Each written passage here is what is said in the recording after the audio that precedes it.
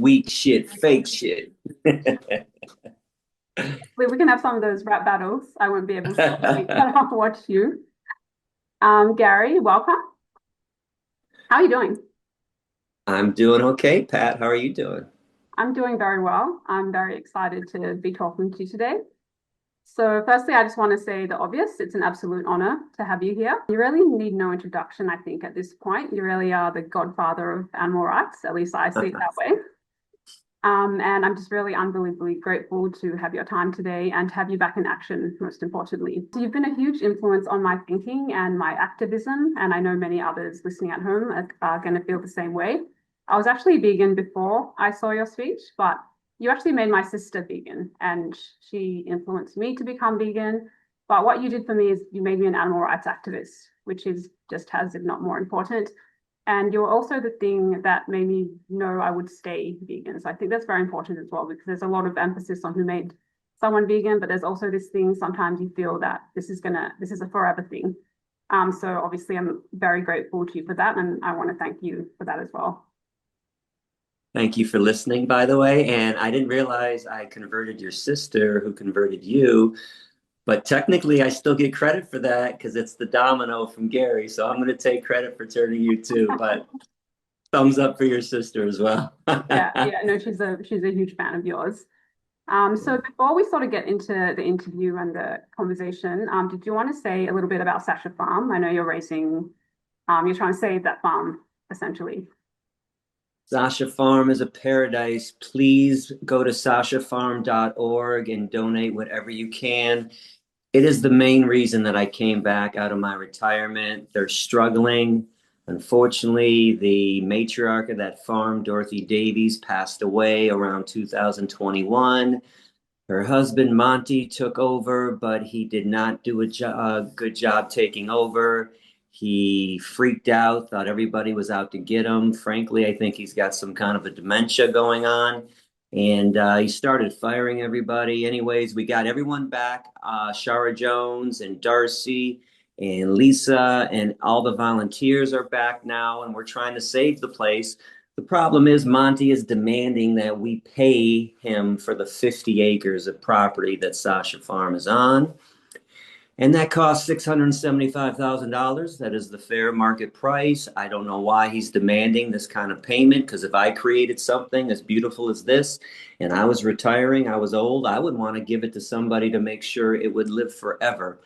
Unfortunately, he is demanding that payment, and he took 250,000 out of the coffers as a down payment. That really hurt us because now we're under 100,000. Keep in mind, it cost about 250 a year to run the place, which we always seem to bring in. That's not our problem. Our problem is trying to pay Monty off. So there's a 5-year land contract going on. We still own 425. So whatever people can send in, please send in. It's a paradise always for around 200 animals, goats and sheep, cows and pigs and chickens. It's a place where animals can exhibit their natural behaviors. It's a place that I've always gone to for the last 30 years to decompress, to see animals in their natural state, to play with animals and kiss them and pet them. It's something that a lot of vegans don't get to do, by the way. I know a lot of people listening probably aren't from Michigan, but go find your local sanctuary. Go there and hang out with these animals. They're so interesting and so cool. They're so innocent, and it's just a wonderful experience. Anytime you can help donate money to a sanctuary or donate some time to help that sanctuary out. Yeah, I remember all those videos you did at Sasha Farm, and I think the cow was named Big Red, if my memory is correct. Yeah, Big Red was my So cute. favorite buddy down there. He actually passed away 3 days after I Um, filmed that, but that's why I filmed it. I was told that he was not doing well, so I'm glad I was able to immortalize him on that video and just feeding him apples. And basically, it's 10 minutes of me feeding him apples.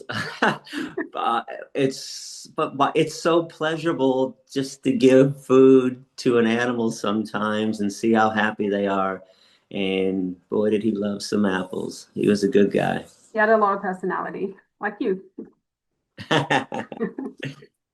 And Bima is the other one there. There's an ox there. I also did a video. Mm. He is a one in a billion type of cow. I can't believe how wonderful he is. And if you listen closely in that video, there's a couple spots I even told people to listen up. He's purring. I did not know cows can purr when they're so Wow. happy. He's so sweet, and the pigs there are so wonderful too. I've done a few videos about Sasha where I'm petting pig bellies. Pigs are such a they're so tripped out that I mean they're 4, 5, 600 pounds, but if you catch them in the right spot, boy, they flip over on that belly. They're like, yeah, belly rub. Who doesn't love a belly rub? I remember when I watched those videos, it was the first time I saw you very, very happy. And it was so nice to kind of see that. It is a happy place, and I promise if you go to your local sanctuary, you'll be smiling from ear to ear. So, Gary, it's been wild to have you back. It's been very overwhelming for me in a good way. I can only imagine how you must feel. We've been talking a little bit about what you call war stories. And I've heard some really great ones now at the events you speak at and between our private conversations. So I was hoping you might be able to share some with the viewers. It can be ones you've told before, but some new content as well. The ones where you kick some ass, those are the ones I want to hear about. Like, Okay, man, there's so many. I don't know which one no. to start with. You want police confrontation stories? You want student confrontation stories? Do you have a preference? Yeah, well, because I have a legal background, I kind of like the ones where you were talking back to the judge and those kind of courtroom Okay, so scenarios. there was I'll tell you about an interesting moment. I didn't really tell many people about this. It was after my second or third arrest, and I realized how absurd it is that we stand up for judges when they come into the courtroom. And I was thinking to myself, why in the world do we stand up for these people? The majority of them have zero ethics, zero understanding about animal liberation, which is what I'm fighting for. And I was thinking at the time, there's probably only one person on the planet, this is the late 90s, that I would stand up for if they came in the room. And it was Nelson Mandela. And he's not even a vegan that I know of, but the man spent 27 years in prison for what he believed in. I'd stand up for that. That is some gall. That is some audacious, wonderful behavior on behalf of an activist. So I decided that day I'm not standing up for Judge David Bradfield. So he comes into the room and the bailiffs say, everybody rise for Judge Bradfield. Well, guess who is sitting down, by the way, just like this in the front row? And I don't move. One bailiff walks up to me, said, "Sir, stand up." And I shake my head like this. The other bailiff comes over. There were two that day. And they both said, "Sir." I said, "Stand up." And I shake my head again. Mm-mm. Now, if you followed the news in the late 90s in Michigan, you knew who I was. I had been arrested 13 times. I was on the local TV news, the radio news. I was in the newspaper. So Bradfield is in the room now. He calls me by my first name. He's obviously following the news. And he says, "Gary, I'm not trying to make you do something you don't want to do. It's just kind of a tradition that people stand up when a judge enters the courtroom." And I said, "I know why people do it. That's why I'm not doing it." And then we had a stare down for about 45 seconds. And guess who won? He ends up calling the bailiffs off like this. He makes a motion with his hands, like, okay, leave him alone. So that was an interesting case. And then my attorney, by the way, Matt Savage, who showed up late that day, he found out after. He pulls me aside. He goes, "Did you not stand up for the judge when he came in?" I said, "I'm not standing up for judges anymore." And by the way, this is some Black Panther stuff that I had heard about. They had stopped standing up for judges too in the 60s and 70s. So he said to me, "Okay, Gary, from now on, I want you to stay in the hallway until the courtroom starts. Then I'm going to come get you afterward and bring you in." So I always enjoyed that story as well. And I did like to interrupt judges, which I was told by Matt and several of my attorneys over the years that they never heard anybody interrupt a judge and have the judge back down and listen. And I always explained it because I wasn't doing it to be a dick. I Mm. was making a point. I was standing up for justice. Of course they were going to listen. In fact, I had Bradfield again, and he gave me that trite line about, Gary, it's not that I disagree with what you believe in, it's how you went about it. And I was doing civil disobedience. I was getting arrested. And I said, how dare you stand up there and say that? Now, Bradfield is black. And the reason I'm bringing this up is because I said to him, how dare you say that? It's only because black activists got arrested in the 50s, 60s, and 70s to protest injustice that you're a judge in this day and age. How could you even make a statement like that? He knew I was right. He backs down, but he takes his gavel. He's like, $50 fine, get him out of my courtroom. But he knew I was right. He didn't hold me in contempt. He didn't add any more fines to what I was, being found guilty of. So I did that a lot over the years, and it's because I was fearless. I think fearlessness is my best trait. Mm. And the judges didn't frighten me. Jail didn't frighten me back then. Understand that I would still go to jail and I would still die for the animals. Now, though, 29 years vegan, I'm 54 years old. I kind of don't want to. I'm comfortable. But back in the 90s, I didn't give a shit if they sent me to jail, if they shot me. It didn't matter what happened. So the police and the courts didn't know how to handle me because the edge they have on people is people are afraid to get arrested. People are afraid to go to jail. Well, what are you going to do when somebody says, go ahead, send me to jail? I give a shit. Go ahead, do what you want. Pull your guns on me. Go ahead, shoot me. And they didn't know how to handle me. That most of the time, police ended up walking away from me when they threatened to arrest me because I would turn around, put my hands behind my back, and I would actually go up and bump them. I said, go ahead, arrest me. Go ahead, arrest me. I give a shit. Because as Right. soon as I get out in 4 hours, I'm going to come right back here and do the same thing again. How do you like that? And the cops would say to me, man, you're crazy. I said, well, why am I crazy? Because I'm not afraid of you? Because I'm not afraid to go to jail? And they would walk away most of the time. It's so interesting, especially when you talk about your lawyer's reaction, because it's very surprising what you get away with. But I can also see it because you have this wonderful mixture of force and being really articulate. And I don't think they're used to that when they're dealing with crims and then or dealing even with white collar crime, like they're not acting like this, but you've got a bit of both worlds. So they're probably just really disarmed, I would say. It's true. Again, I was always making a point. I wasn't causing chaos just to cause chaos, just to be a troublemaker. There was a point behind the trouble that I was making. In fact, here's another story I don't get to tell. Everybody loves the Maine, Georgia Tech speech, and it is probably my favorite speech too. But the best speech I ever gave, only a couple dozen people ever heard. It was for my mink liberation trial.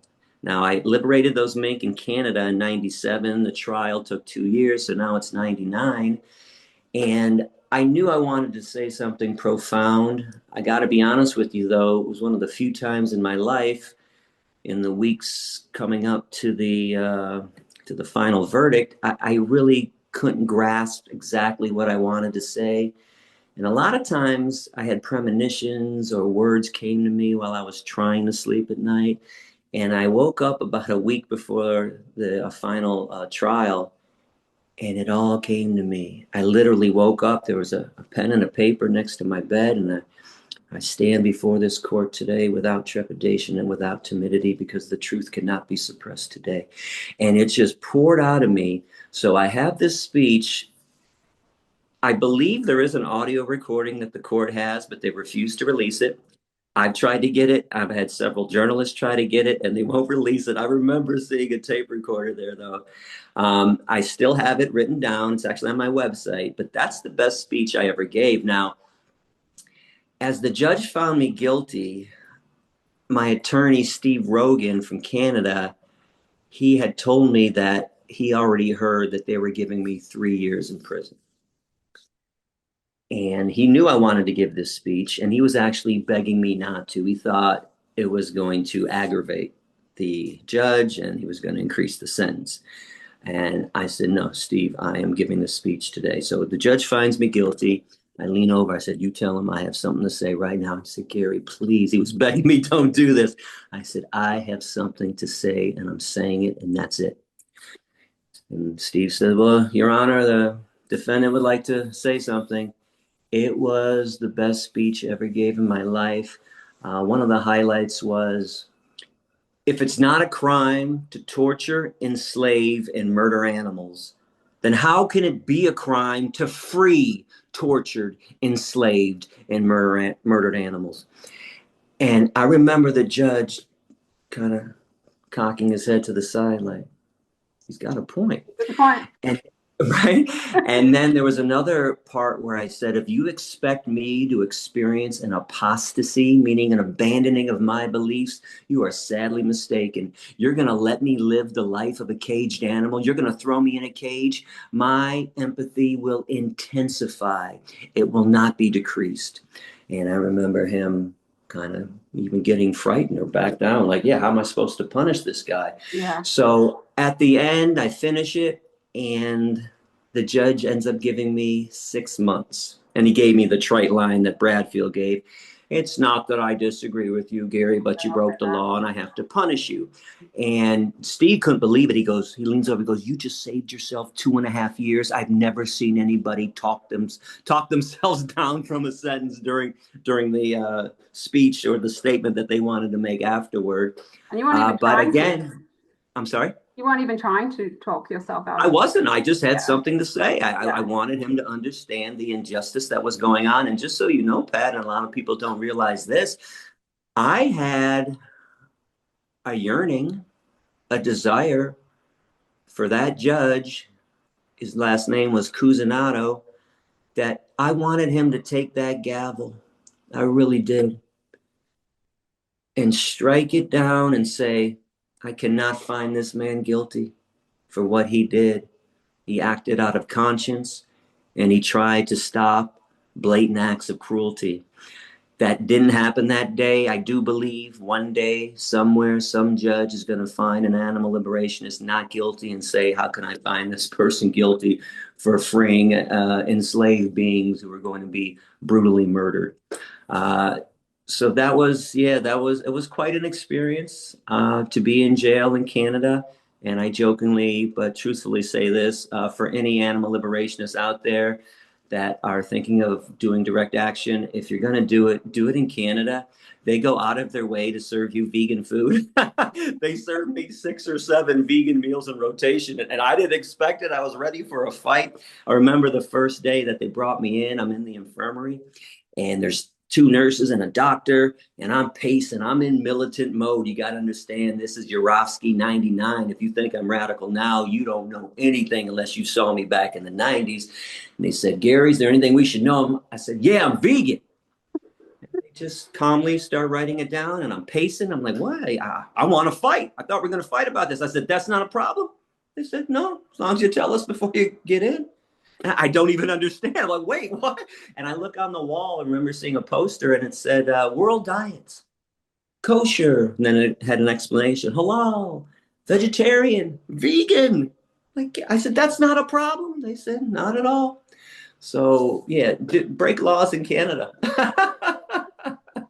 What's prison like? Oh, man, prison. It was a whirlwind of emotions. It was crazy. It was, my brain shut down so I can cope with it. So it was bizarre. It's not a nice place to be. I found myself pacing in my cell, and I shouldn't even say that. I didn't know I was pacing in my cell. My cellmate Paul would scream at me and say, Gary, would you stop pacing? You're driving me crazy. And I remember then looking down and going, oh my God, just like the elephants in the circus that sway back and forth, like the bears who are locked up in their cages that rock back and forth, like the mink on the mink farm that I liberated that rotate their heads round and round. It's the neurotic behavior you get from being kept in an unnatural environment. No stimulation, no love, no companionship, no family, no friends. So I remember thinking, I can't believe this is what the animals go through. This is how they live their entire lives. I know I'll be fine. I'll be out in no more than 6 months. This is how they live. And again, it fired me up. It made me want to go out there and fight more because I was living the life of those animals. But I preached a lot in jail. Most of the Yeah, people were good. Uh, I got a funny jail story. You want to hear? of course. I love this story. I can't get enough of them. I'm just like, give me more. So I'm sitting on the floor talking on a payphone to my friend Lana, and all of a sudden a spider runs across my leg. What the fuck? I'm like, so I kind of have a spider phobia. I don't kill them. I'm just afraid of them. Of course, I don't harm them in my house. I'll catch them in a cup and take them outside. Although nowadays I just tell them, okay, buddy, I see you. You can stay. Just don't go running across my leg again, or I got to take you outside and evict you. So I still have a big phobia back then. And he runs across my leg, and who screams in prison like a little frightened kid? I go, ah! And I realize, oh my God, I did not just scream like that in jail. So now there's 20 people in my unit, and they all turn towards me. And one of the guys who thought he was the alpha male, he was a jerk. His name was Jody. He had a swastika tattooed on his arm, so I didn't like him for a lot of reasons. Charming. He's the first one that steps up and says, "What's going on, Gary? What are you screaming at?" And I said, "Oh, nothing, man, nothing. Something startled me. Never mind." He goes, "No, something happened." And then he looks on the ground and sees the spider. And he's got two of his boys behind him, by the way, too. So Jody says, "Oh, are you afraid of spiders?" Instantly, I know what's next because my friends growing up used to do this to me. If there's a spider around, let's put him on Gary. Let's put him on Gary to watch him scream. So this is jail. You gotta put up a tough guy act. So I instantly drop the phone, talking with Lan. I stand up and I say, "Listen, Jody, if that fucking spider ends up on me, I'm gonna kick your fucking teeth in. Just try me. Just try me. I'll kick your fucking teeth in. You and your two boys. Go ahead. Put the spider on me. I dare you." Now, his boys realize that I'm pretty serious right now. And by the way, I had some more weight on me back then. I'm about 170 now, but I was 207 back then. So his two friends end up leaving, but Jody's still staring at me. So I say it again. I said, "Jody, put that spider on me. I'm going to kick your fucking teeth in. Just give me a reason. Don't I normally smile around here, laugh and tell jokes? Do you see me laughing?" So he realizes, okay. So he backs off. So now I realize Lana is hearing all this in the background on the phone that's hanging down, right? So I pick up the phone. I'm like, "Hey," she goes, "Gary, oh my God, what's going on?" I said, "It's okay. They were going to put the spider on me. So yeah, I just had to let them know that it wasn't going to happen." But Lana says, "Well, where's the spider right now?" Come again? "Gary, where's the spider? Is he okay?" I said, "What?" She goes, "You gotta help." I said, and then I look, and I said, "Oh my God, Jody's in the corner picking up the spider and dropping him, picking him up and dropping him." She goes, "Gary, you gotta help the spider." Now, I don't mean this because I say, "I'm not helping the fucking evil spider. I'm in the fucking prison for the mink already. Are you kidding me?" "Gary, how could you?" I said, "Oh God, Like, it's can you not my imagine?" time. So I put the phone down, top of my lungs, I screamed to Jody, "Put the fucking spider down in the corner right now, or I'm going to be the first guy in the history of this institution to kick somebody's ass over a spider." He realizes I'm serious. He puts the spider down. I pick up the phone. I'm like, "Are you happy I saved the fucking evil spider?" And then she giggled and laughed. Of course, I was gonna help the spider. It's just when you have a phobia, it's like I actually think about Jim Carrey in When Nature I was Calls. just gonna say that. That's the Yeah, cockroach. I was literally just yeah. gonna say that. When he's running out with the bat, he's like, "Ah!" He's saving the bat, but that's me with the spider. Like, I'll save him, but I'm not touching him. No.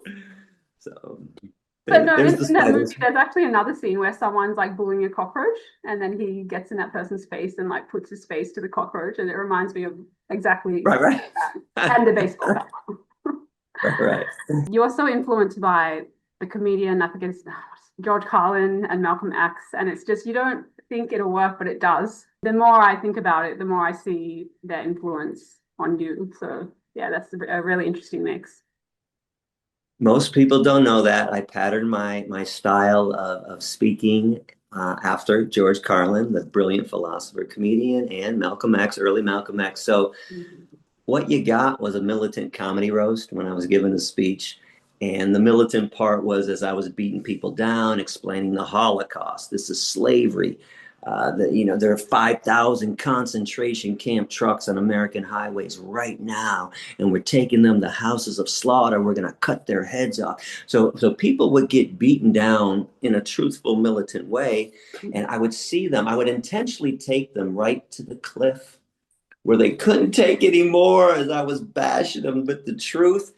But then I would bring in some humor because there's a lot of truth in humor. I would do the Carlin stuff. Yeah. And then I bring up, but yeah, and then you guys engage in bestiality. What is it with you and bird asses? You guys have a bird ass fetish. You have to eat things that come out of a bird's ass, a hen's ass, and then on Thanksgiving you shove things into a turkey's ass. You squeeze cow nipples, and you guys think I'm weird and we're weird because we eat tofu, and then they laugh and giggle. So the whole speech, I would take them back, militant comedy rows, right? Back and forth. And I think the speech worked for a lot of reasons. That's Mm. probably one of the cool reasons is that they got that heavy dose Yeah. of truth, and then they got all that humor. Yeah, even if you look at Malcolm X's way of speaking, he's also got a bit of roasting and humor in there as well. And even his biography that I've read, it's very, it's not as clear as yours, I think, but I think if you watch him enough, you get that from him as well. And that's part of his charisma and yours too. So it's very fascinating. It was, and you're right. Malcolm did drop some humor and had a lovely, wonderful smile and personality. Yes. I don't want to sound arrogant, but I've been told when I smile and giggle, and people like, oh, he's not as crazy as I thought he was. In fact, when people meet me for the first time, even police over the years, like, that's Gary, and I'd be like, yeah, it's me. Hey, hi. How you doing? And it's like, but who did you expect? Some kind of nut radical freak terrorist, like with a bomb attached to his head? Stop it. I'm just a regular guy that saw animals being abused and made a promise to a lot of animals that I would tell everyone about their plight. But I think Malcolm was the same way. People had this preconceived notion that he was a madman, and then you sat down and talked to him, and he made sense. He made complete 100% sense about the justice that he was fighting for. Yeah. The only reason people think like he's crazy or something is because they're conditioned to see animals a certain way. So they're blocked from seeing justified anger. Because if you were advocating for children or women or any other group that's considered oppressed, no one would say he's crazy. They just say, oh, yeah, of course, that's justified anger. I want to It's talk with, true. yeah, yeah, yeah. I was going to say, and people do freak out about some of my comments that I've posted over the years about supporting violence. Now, no one really inquired exactly what kind. I'm not talking about blowing up a McDonald's with people in it. That's absurd. Those are robots that I want to deprogram, that I want to talk to and educate, that we all need to. I'm Yeah. talking about busting into a slaughterhouse, and we got guns drawn on them, and they got the knives to the pigs' throats. They're the ones committing heinous acts. And I'm saying, you drop your weapons, you stop that violence, or I'm going to have retaliatory violence thrown on you. And that's what Malcolm X actually was talking about, too, was talking about if the police start beating you, you have a right to beat back. Now, of course, he was at odds with Dr. Martin Luther King, who wanted to be a pacifist. And by the way, that's fine. You want to sit there, get beat up by cops? Go ahead. Your body, your choice. It's just that Malcolm X didn't choose to, and I wouldn't choose to either. And I don't think there's anything wrong with retaliatory violence. I got that phrase from you, retaliatory violence, and I think you probably just came up with it. So I really love that phrase and I use it all the time. But I did want to talk a little bit about your essay on violence, which we've touched on a little bit just from this conversation. But everyone says Georgia Tech is your best work, and I agree. It's an amazing speech and hugely influential on me and masses of people. But I think your essay on violence is beautiful, subversive, It's criminally underrated, and it really annoys me that it's considered so controversial. People miss the big ideas that are discussed in the essay. So we have this really nice piece of work where everyone's just talking about the comments on fur or something like that. So I was hoping we could just talk about the actual essay a little bit and what you were actually trying to convey, which we've sort of touched on a little bit, but maybe you could just expand on those ideas because it's one of my I favorites. actually haven't read it in years, but I still remember the highlights. I don't think it can be impugned if you read it from front to back. Yeah, And that's what you were just saying right I now. read it in preparation for this interview. Yeah. Yeah. And one of the points I was making, and you just brought it up about people don't oppose violence. They opposed who I was proposing to be violent for. Yeah. So again, if people were fighting on behalf of enslaved blacks, of oppressed gay people, of women and children being thrown into the sex slave industry, everybody would support violence on their behalf to liberate these people. But all of a sudden, I'm proposing the same violence, but it's on behalf of chickens, Mm. turkeys, cows, and pigs. And people say, oh, well, that's absurd, because they don't think a human life should be sacrificed on Yeah. behalf of a chicken. Well, I disagree wholeheartedly, and I can assure you the chickens disagree as well. And especially when I don't worship at the altar of humanity anymore. I don't think humans are a valuable species, and that freaks people out. But hey, look at the truth. If you remove humans from the face of the planet, everything becomes better. We are not special in any way. The animals thrive, the air gets cleaner, the water gets cleaner, the forests aren't destroyed.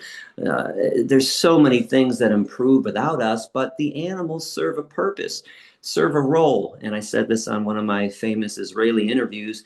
The ants are so important that if ants were extinguished, the whole ecosystem would collapse. That's how special ants are to the world. So the question I pose still to this day is, why do humans think they're so special? Because they're not. So that essay touched on that. And then there was a section where people like to take one sentence out of these two paragraphs. And I believe it started with, sometimes I think the only way to end speciesism Yeah. is for each uncaring human to live the life of an enslaved animal and Very logical. to experience that torture tenfold. Now, the one line people gravitate towards is when I said, I hope women in fur coats get raped. Understand, these are people that are actually supporting and taking part in rape. Foxes on fur farms are anally electrocuted. Let me repeat, anally electrocuted. They lift up their tails, shove a steel rod in their ass, and electrocute them. Chinchillas on fur farms have steel devices shoved into their vaginas to electrocute them. That is rape.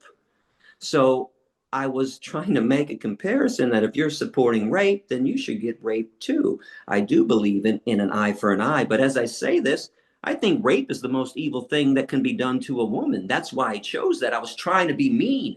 Like people are mad at me because I'm good at being mean. Well, I was trying to be mean. What was I gonna say? I hope women in fur coats win the Powerball. They win $100 million. I hope Brad Pitt runs into them and falls in love with them. That's not, I was trying to be mean. That was the point of it. But moreover, the following sentence, I said, I hope men in fur coats get raped and become disemboweled. No one ever said one peep about that. No one cares about men, I guess, getting raped and becoming disemboweled. I also opened up that paragraph by saying, I hope on hunting excursions that sons accidentally shoot their fathers. No one ever made a comment about that, so I guess that was okay for me to wish.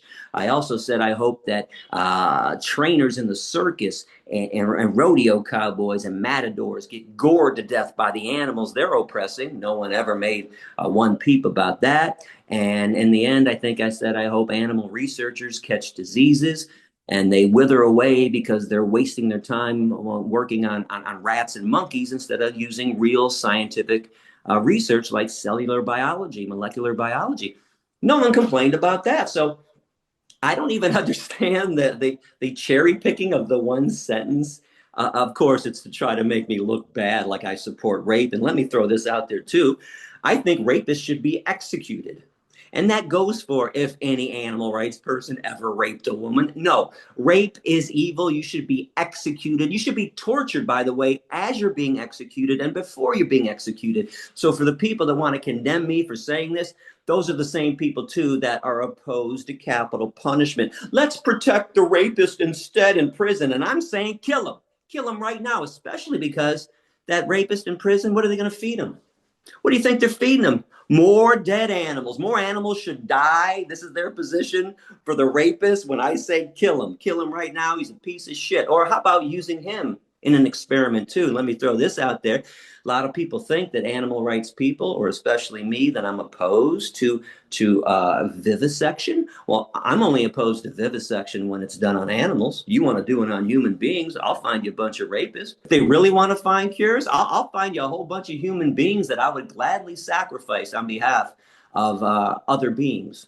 So it's not that I'm opposed to using beings, I'm opposed to using innocent beings in experiments. So that essay, by the way, I ask people, go to my website, adapt, A-D-A-P-T-T, adapt.org, and you can find it there. I think it's called What's Wrong with Violence?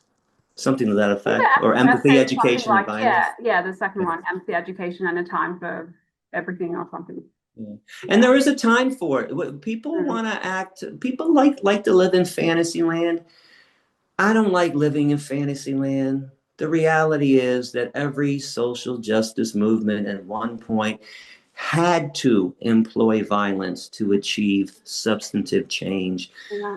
The whole notion of love conquering hate, it's cute.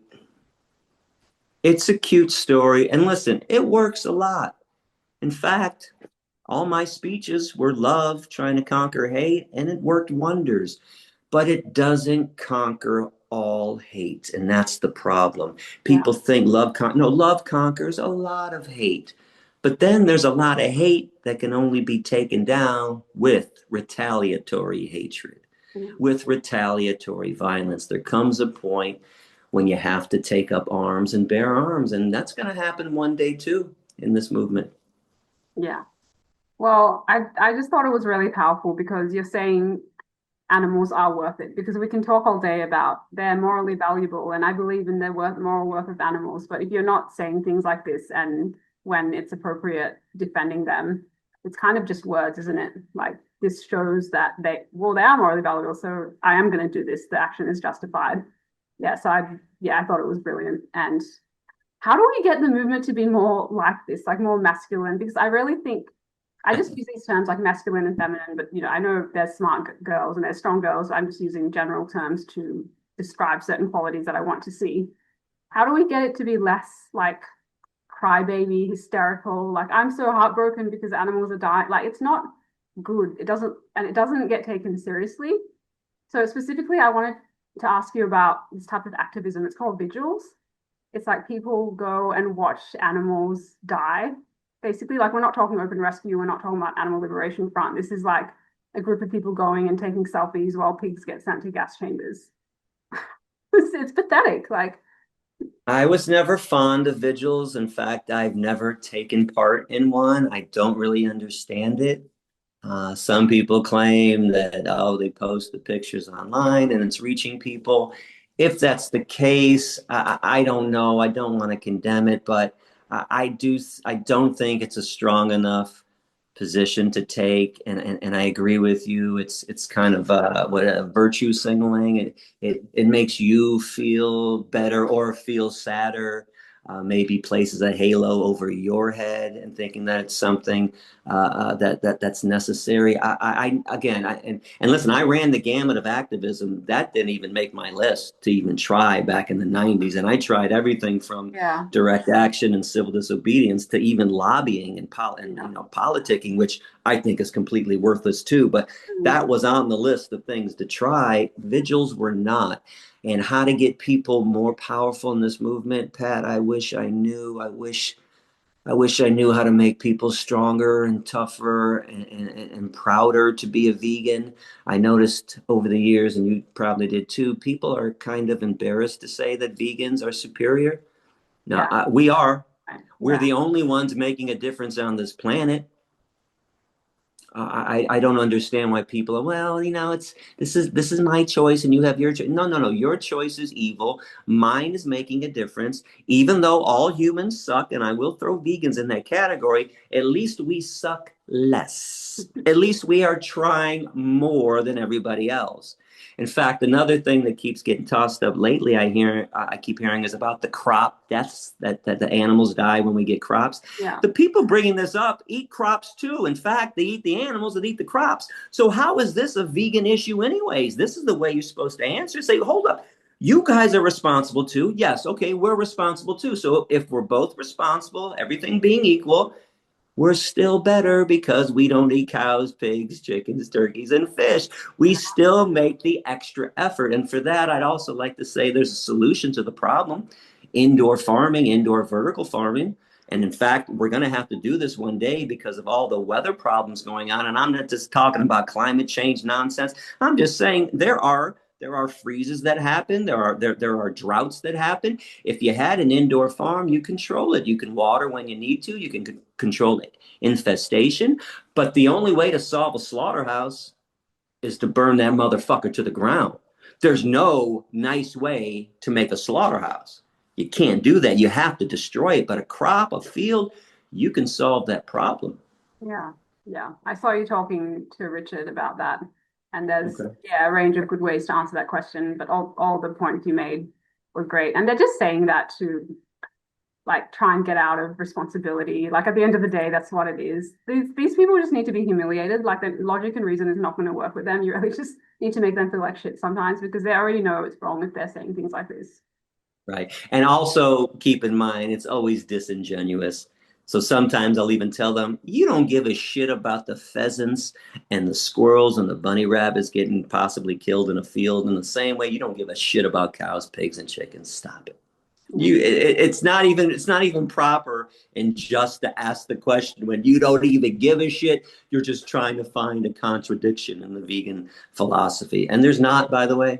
There No. aren't. There, in fact, in all of animal rights, I've only found one possible contradiction, and it's when we spay and neuter dogs and cats or other animals, taking away their right to procreate. But I'll say this: Mhm. considering the outcome of not doing that, I will gladly take away any being's right to procreate so we don't have to murder their offspring because nobody wants them. In fact, I'd like to take that right away from human beings. I would love to be able to sterilize the human species so in 100 years we can die off and then the animals can have their earth back. Let's not forget that either. This is their earth that we stole from them.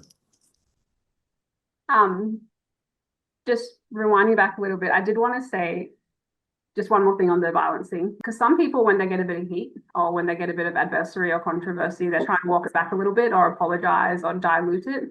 We never did that, and it just makes me respect the fuck out of you because you are such a good role model for me because I have these certain qualities I want to bring out or I want to like nurture, and like you've always been a great like how do I do this? And I sort of look to you and I'm like, okay, just like tell them to fuck off, or you know.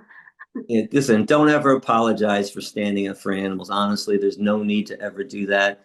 The only time I ever apologized is sometimes because of the infighting I have, or I went off on somebody maybe I shouldn't have.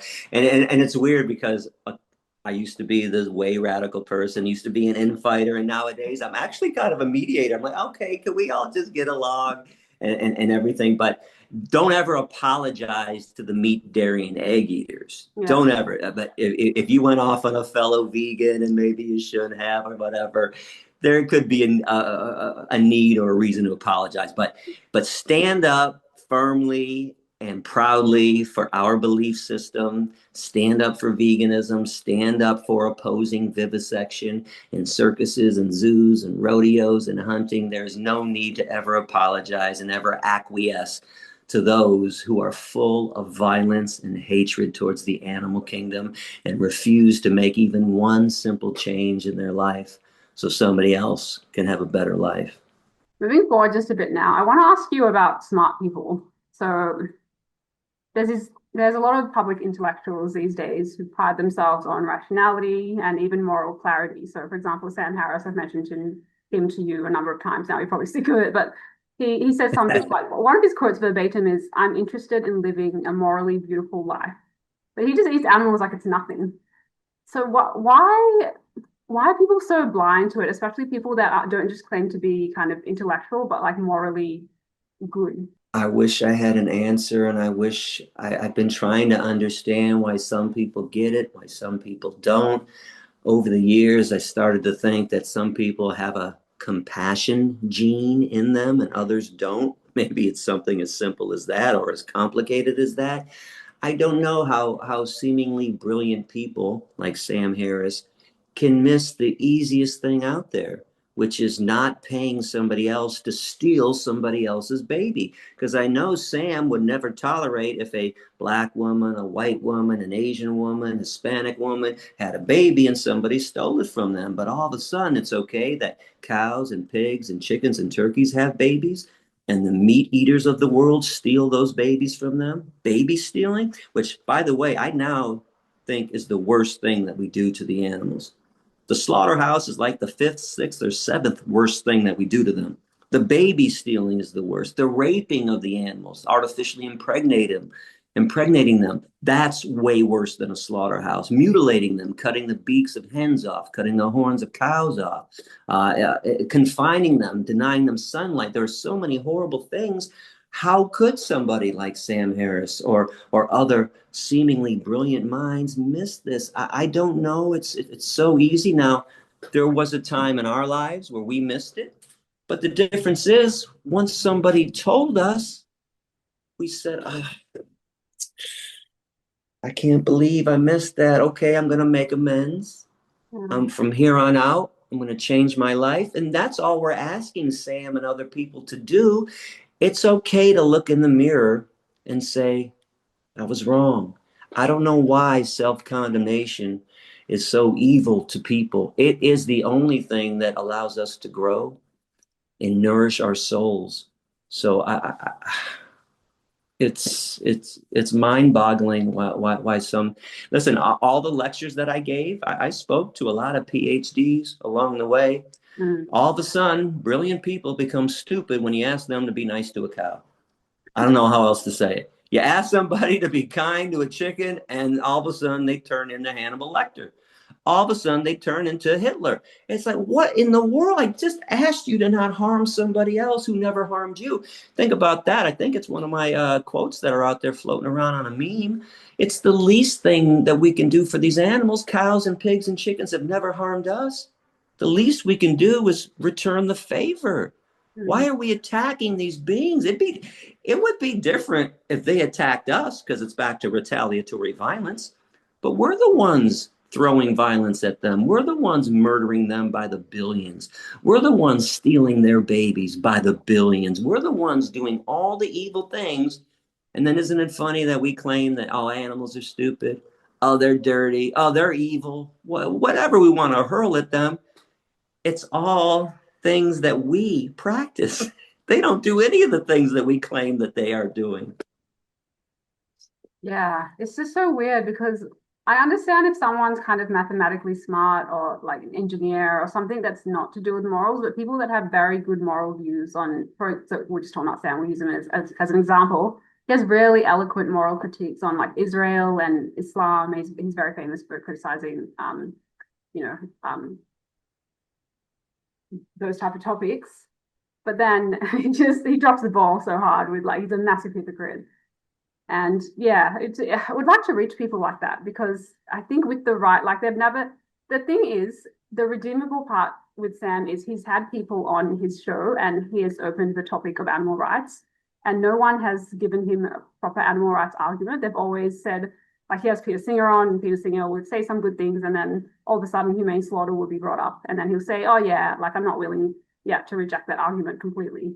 And Sam will just be like, oh, okay, I'm talking to a smart person. He likes animals, so it still must be somewhat okay. And then he had like Martha Nussbaum on and these people, and they don't, which is kind of annoying. Like it's almost like I don't blame him because he's opening the door, and then people give him these shitty arguments. If he ever opened that door for me, man, I'd slam that motherfucker shut right on his foot. And I'm positive. I'm always positive that I can explain it to anybody as long as they're willing to listen. And Yeah. if you say Sam is willing to let somebody answer, I'd like to know his answer to the baby stealing query that I keep proposing right now? Or how about the fact that if you take cows and pigs and chickens out of a slaughterhouse and put humans in, all of a sudden it's evil? But then you put the cows and pigs and chickens back in, and all of a sudden it's fine. So is the problem a slaughterhouse or who's getting killed in the slaughterhouse? Because I thought a house of slaughter, just by its name, was evil. Yeah. There are no answers to these questions that I pose. And I don't know why Singer and all these other people become so pussified, as George Carlin would say, so pussified when it comes to standing up for justice, especially things that they claim to believe in. I know. And the thing is, he says that the arguments for veganism are good, and he can't think of any bad arguments. So it's just, this is what's So now really he's just a annoying. lazy. Yeah, he just doesn't change his behavior. He's like, yet I'm not. Well, that's by the way, and that's something else too. That's a problem because Yeah, I know some people like that who just say, "You're right about everything, but I'm too lazy to switch." yeah, And like, then what? I don't understand. Except I, I know they're not lazy enough to still oppose human rights injustices, which is the hypocritical, thing that's going on. That I would point out too. Like you're not lazy enough to make sure that you don't use the N word when you're talking to a black person. What do you mean? Like, why yeah, not just be lazy all around? yeah. Why not just hurl slurs and insults at everybody?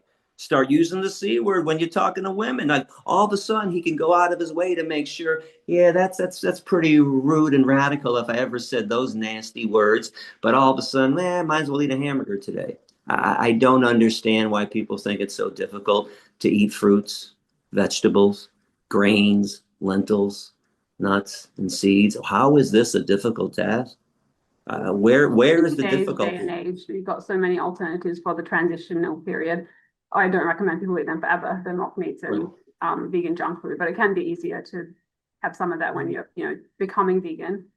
And Um, keep in mind, old habits are hard to break, new habits are hard to form. Okay, we all understand. In my first 3 months of being veg, I lived off peanut butter and jelly. But the fact remained that I knew it was evil to oppress and exploit animals. And I knew from that moment on, I didn't want to eat my animal friends. And I would have eaten PB&J for the rest of my life. I would have. That would have been fine. After 3 months, I was like, okay, there's got to be something else out there. What else can I eat? And then once I broke that old habit, I said, oh my God, you know what? Broccoli and mushrooms and asparagus, that's actually a really nice dinner. Once I tried some tofu, I'm like, hey, this is pretty good. Okay, yeah, I like it. And oh, I'm going to try some lentils. And oh my God, falafel, tabbouleh, and hummus. You know what? I like that stuff anyways. This is a really good meal. Once you realize what you can have, I don't understand the opposition to it. yeah. And your taste buds change as well, like because you reduce so much animal fat and just fat in general. You don't want all that oil, and it just changes. It's hard to explain. And you enjoy clean eating and the way it makes you feel, rather than like 5 seconds of, oh, this is tasty and salty. Right, right. Um, okay, just while we're on the topic of public intellectuals, Gary, it's really interesting. You told me that Joe Rogan actually messaged you in 2018 asking you to come on his show, and you were otherwise occupied at the time. But I was wondering if he reached out to you now, would you accept, and would you be open to just formally challenging him to a debate on animal rights now? Like if you could directly address him, what would you say? I would love to. I would love for him to contact me again. The reason I turned him down because even though I stopped lecturing at the end of 2014, I stayed online for a couple years, which was never my thing. I keep in mind I'm 54. I grew up without the internet. My activism started when there was no internet, so it was really not something that I never got used to. But in 2017, I officially got off social media. So he emails me in my retirement. And I Mm, said, sorry, brother. I'm retired. I'm not doing any media or lectures anymore. Feel free to use my writings. I sent him to my website, and mm, he was kind of shocked. I think he said, okay, everyone told me that I needed to get you on my show, but all I can do is reach out. And he was fine and nice and then cordial about it.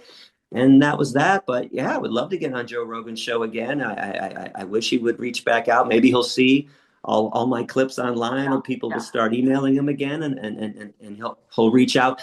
I don't have the same computer that I had, so it's not like I could even open it The up and email, find yeah, that old yeah, email for Joe and that's reach right. back out. But if somebody wants to reach out to Joe or Sam Harris, I will listen. I would debate people inside of a slaughterhouse if they wanted to set it up. There's nobody that I'm afraid to talk to about this issue. And I mean, back in the day, I debated Ted Nugent once on WJR Radio, which is our main radio station in Detroit. And we were supposed to debate at Canton High School after that too. And the day before, he canceled, like the pussy that he is. And that was because of the WJR show. I had threatened him on the air, and they didn't know how to. He didn't know how to handle me. Again, now mind you, I'm dealing with a bully. You have to bully a Bully the bully. bully. Love conquering Ted Nugent is not going to work, which is why anybody, and there have been people that have tried over the years, they've gotten demolished by him. You can't go into a sword fight like that, without a sword. But they didn't know how to handle me, so I would take on anybody. Now, from what I hear, everyone says Joe's actually a cool guy. I really haven't watched much of his stuff. They said that he would ask me a question and let me talk, and that's all I really wanted over the years. Even when I used to speak in the animal ag classes at Ohio State 6 to 8 times a year.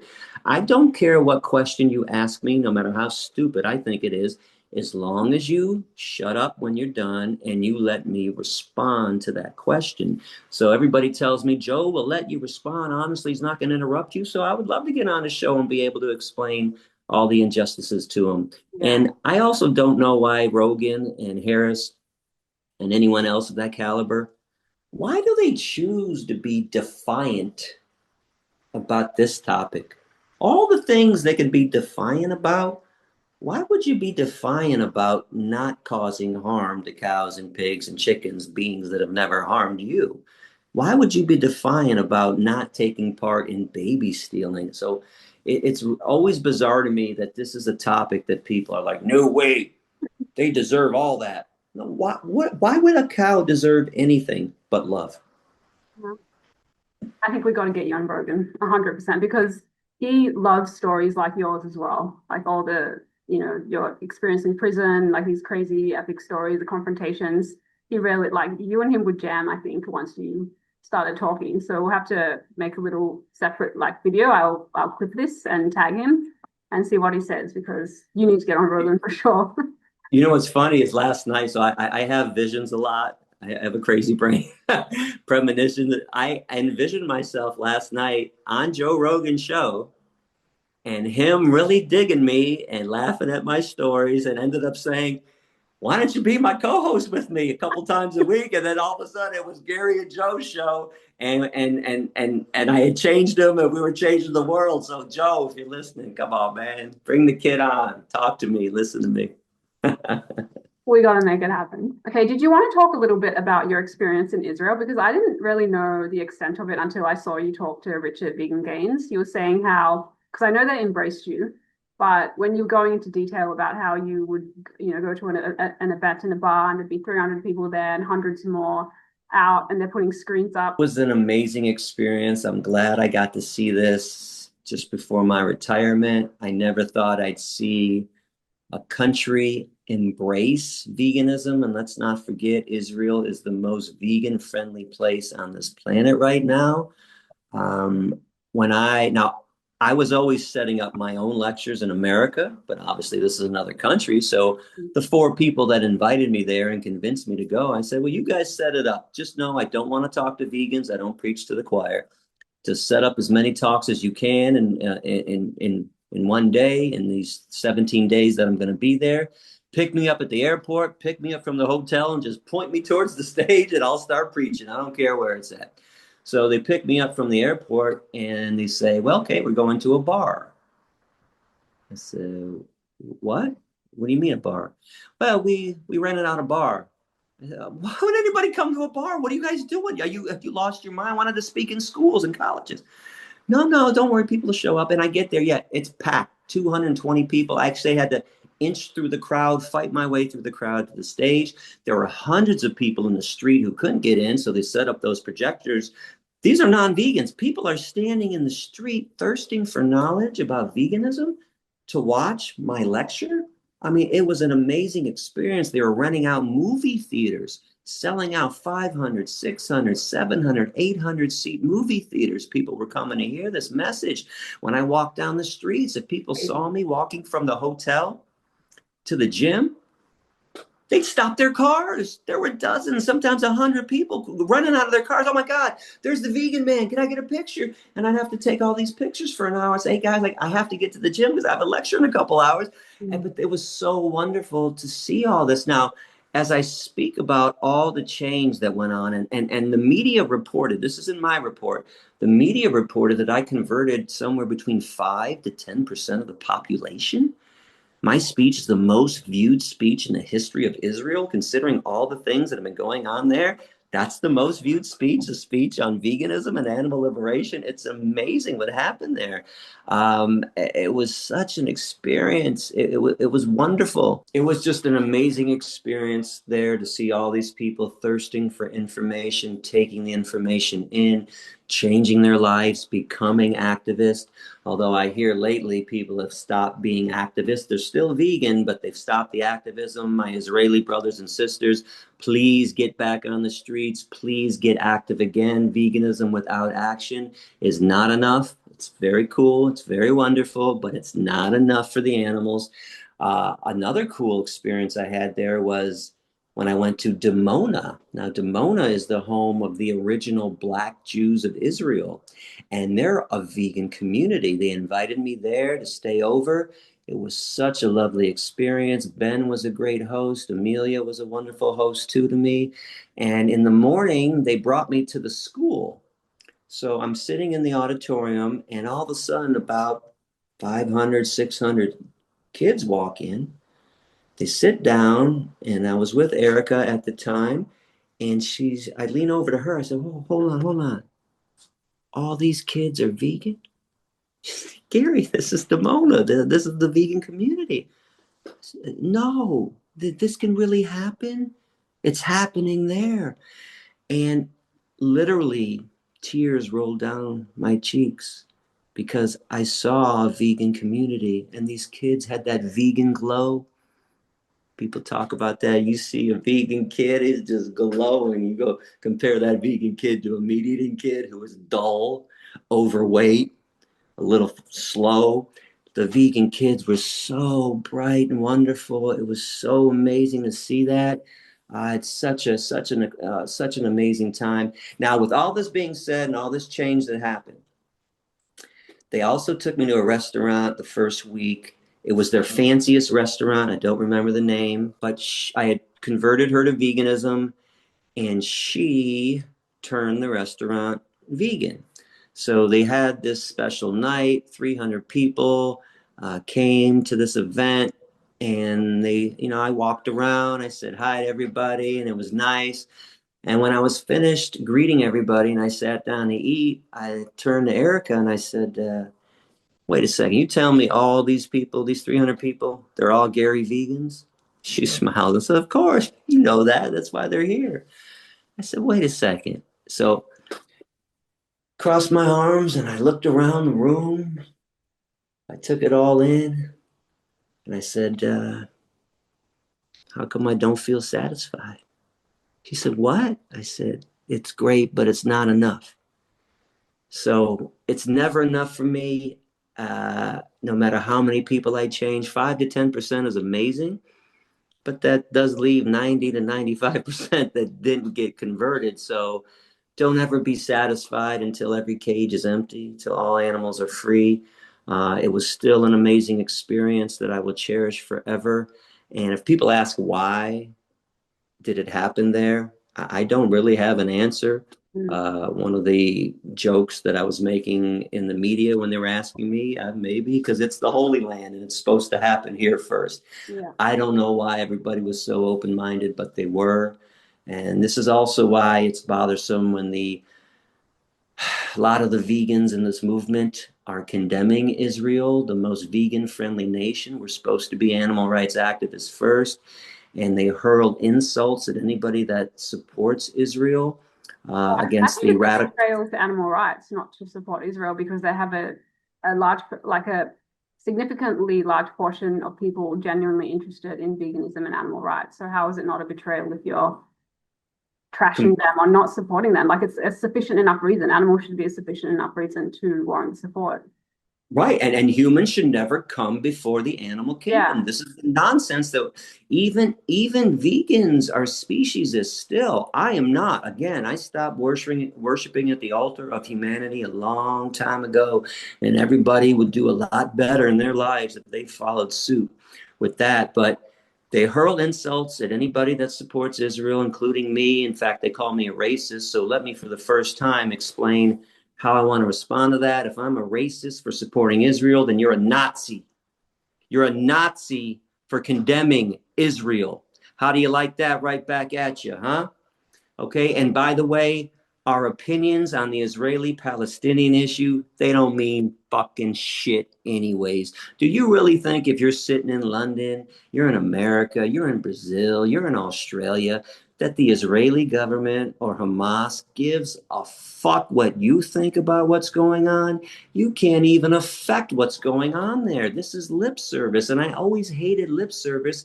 And this is why I always loved veganism the most, because you can actually do something about this injustice, not only once a day, 3 times a day, maybe 4 or 5 times a day, depending on how much food that you want to eat. You can actually make a difference to every oppressed animal in your area and around the planet, but you can't affect something that's going on elsewhere.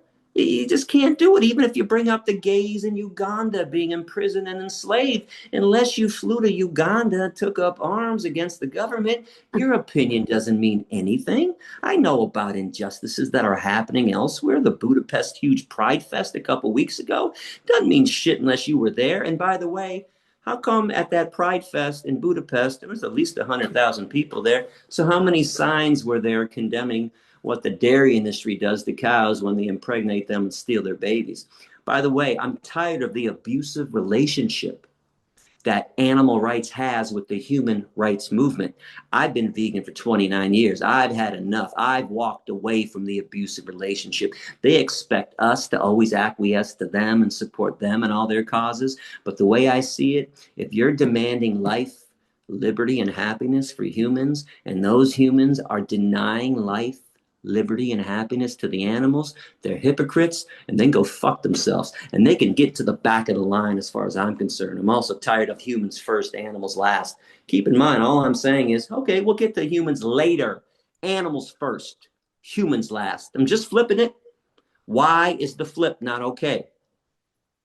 Also, the human rights, the majority of human rights organizations are so fucking fake. Like they don't even concentrate on real human rights abuses, like women in Islam, children in Islam. They're told like the UN is staffed with radical Islamists, so it's a bit of a joke anyway. And Israel's fighting. They're important for because they're fighting the animal rights war and they're fighting the radical Islamists. So I don't understand why people don't support them. It's crazy. It's bizarre to me that all these people claim to be human rights supporters and then they want to support a group who is the worst violators of human rights on the planet. Radical Muslims are anti-Black, anti-woman, anti-gay, anti-trans. And this is who you're throwing your support towards? While in Israel, you can do a year-round gay pride fest if you wanted. You can do a year-round trans fest if you wanted. A year-round women's rights and Black rights fest if you wanted, and a year-round animal rights fest if you wanted. Can't do that in radical Muslim nations, and this is who you want to support. And by the way, this whole thing could end right now. What's going on? All Hamas has to do is release the 53 hostages. What kind of shit is that, too, by the way? Got to throw this out there. Hostage taking? Can I explain? And I think I mentioned this on Vegan Gains show, but I want to say it again. There are only a couple of groups of people who take hostages: bank robbers, domestic abusers, drug cartels, and radical Muslims. Nice group of people that that you want to support. Are you kidding me? This is what you're supporting? Hostage taking? And they're the ones, by the way, that started this war right now that's going on. October 7th, they went and massacred 1,200 people. What did you think was going to happen, by the way, when you went and fucked with somebody that was stronger than you? How do you think that it was okay to kill 1,200 people, take several hundred people hostage, and then call timeout? Wait, hold on, timeout. I'm going to hide behind my people. Do you know that if animal rights people here, if I took hostages, if I took hunters hostages or vivisections, do you know that the government would only have to kill one animal to get me to stop? They'd only have to shoot one rat in his head. And I say, okay, wait, okay, stop. I'm sorry. I'm coming out. Hands up. I'm letting everybody go. That's how much I care about the beings that I fight for. So when all these radical nutheads in the vegan movement want to claim Hamas are a bunch of heroes, they're letting the people that they claim to care about die. They don't give a shit about anything. That's bullshit. Oh, again, you'd have to kill one animal and I'd say stop. They're like, go on, kill them all, kill everybody. It's a bullshit fucking movement. And again, if you're supporting the radical Muslims of the world, you are a Nazi sympathizer. You are a Nazi. You're not standing on the side of justice. Yeah, well, all this crap started at the universities, as far as I understand it. It's all this like they think of everything as the white person is the colonizer, and whoever is not white is colonized and is automatically morally better. So even though Muslims were in fact colonizers, because they're not, well, they can be white because Muslims just, it's a religion, it's not a race. They're still looked at as non-Western, therefore not really white, therefore they're the victim. Therefore, we have to demonize Israel and side with them. Yeah, it doesn't make a whole lot of sense, but they aren't the victims. And by the way, what about I noticed that when they took a bunch of hostages, they took everybody. They were taking non-Israelis hostage. Yeah, I think there were some Muslim hostages as well from. Yeah, what the fuck is that? and there were people from Thailand. Wait, how did Thailand get involved in this? What the fuck did Thailand do? I didn't even understand. They just grabbed everybody. And don't tell me you couldn't tell the difference between a person from Thailand and an Israeli. You knew who was who. The whole thing is just absolute chaos, mayhem. They have no fucking idea what they're doing, and the people that are supporting them have no idea. And I'll even dumb it down. Maybe people need to hear this. What would you think would happen to me if I went up to The Rock and slapped him in the face for not being vegan? You think I'd call timeout? Or you think it's going to kick my ass? Okay, yeah. That's what Hamas did to Israel. What did you think was going to happen when you went up against that Israeli army, that military? You knew you were going to get your asses kicked. Don't ask for a timeout, and don't ask for people to come help us. But you did it. You started it all. Yeah, like Israel is still a victim. Like just because they are stronger and richer and everything doesn't mean they're not the victim. There's a good quote that speaks to what you're saying. It's like if you stab a strong man in the back and you're weaker and he turns around and punches you in the face, you're not the victim. He is. Right. Exactly. Yeah. That's good. Yeah. Good. All right, Gary. Do you want to talk about anything else, or are you sort of ready to wrap up? How are you doing? I'm fading fast. Yeah, that was great. That was I had a great time talking to you. I really appreciate your time. I know you're so in demand, and I know that because I'm helping organize your schedule. So I do really appreciate it. You could be talking to anybody, and I'm just glad to be a part of it.